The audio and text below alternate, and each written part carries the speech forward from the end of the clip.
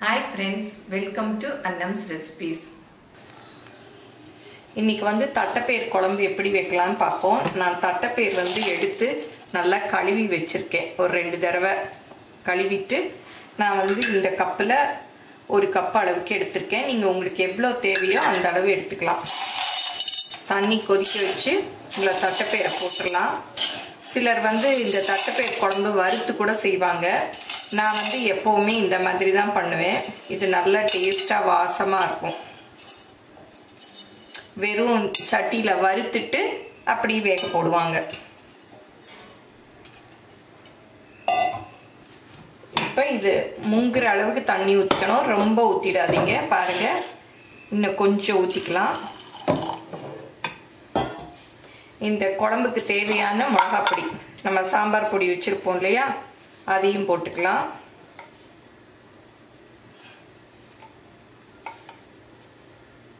இதெல்லாம் அவங்கவுங்க அளவு, நீங்கள் எவ்வளோ பயிறு போட்டு எவ்வளோ குழம்பு வைக்கணுமோ அதுக்கேற்ற மாதிரி போட்டுக்கலாம். அப்புறம் உப்பு, இந்த காராமணி வேகிறதுக்கு தேவையான உப்பு. அப்போ தான் வந்து அந்த தட்டைப்பயிரில் நல்ல அந்த உப்பு சேரும். இதை வந்து காராமணின்னு சொல்லுவாங்க. இப்போ மூடிடலாம். மூடி ஒரு 3-4 விசில் விட்டுறணும்.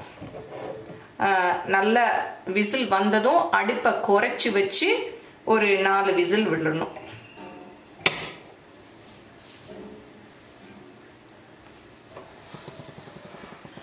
இப்போ தட்டைப்பயிர் வந்து அடுப்பில் வெந்துட்டு இருக்கு.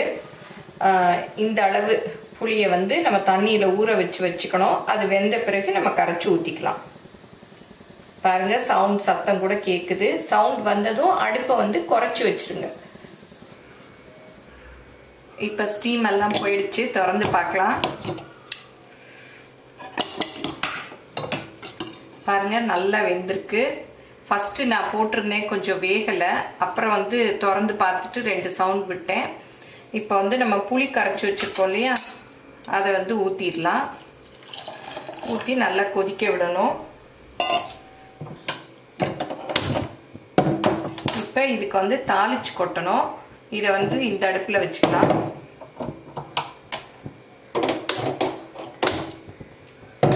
ஏன்னா நம்ம ஃபஸ்ட்டே வந்து சாம்பார் பொடி உப்புலாம் போட்டுட்டோம். அதனால புளி ஊற்றி அது நல்லா கொதிக்கட்டும். அதுக்குள்ளே இதில் வந்து நம்ம தாளிச்சு கொட்டிக்கலாம். ஒரு 3 ஸ்பூன் அளவுக்கு எண்ணெய் ஊற்றிக்கணும்.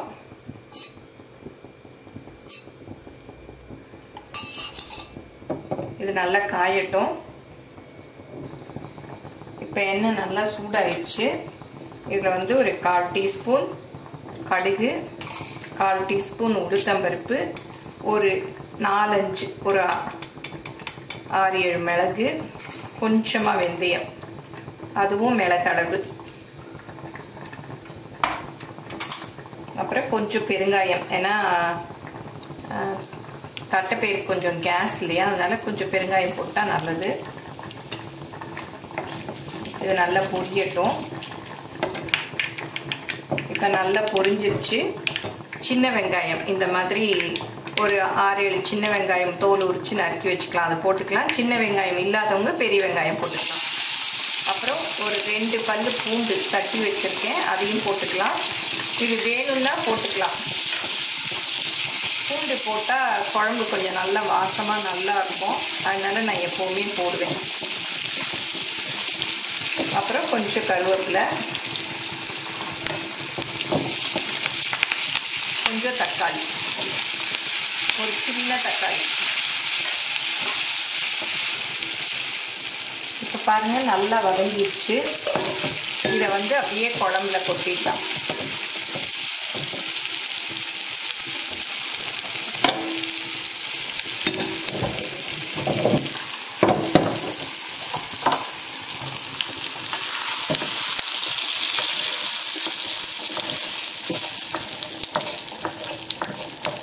இதில் கொஞ்சம் தண்ணி ஊற்றி மிக்ஸ் பண்ணி ஊற்றிடலாம்.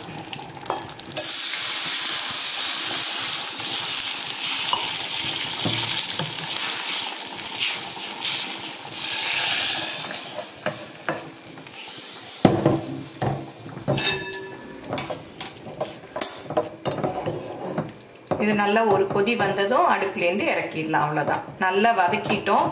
அதனால ரொம்ப வேகணும்னு இல்லை. குழம்பும் நல்லா கொதிச்சிருச்சு. மலமலன்னு ஒரு கொதி வந்ததும் அடுப்புலேருந்து இறக்கிடலாம். நல்லா குழம்பு கொதிச்சிருச்சு பாருங்க. பயிரும் நல்லா வெந்துருச்சு. இப்போ அடுப்புலேருந்து இறக்கிடலாம்.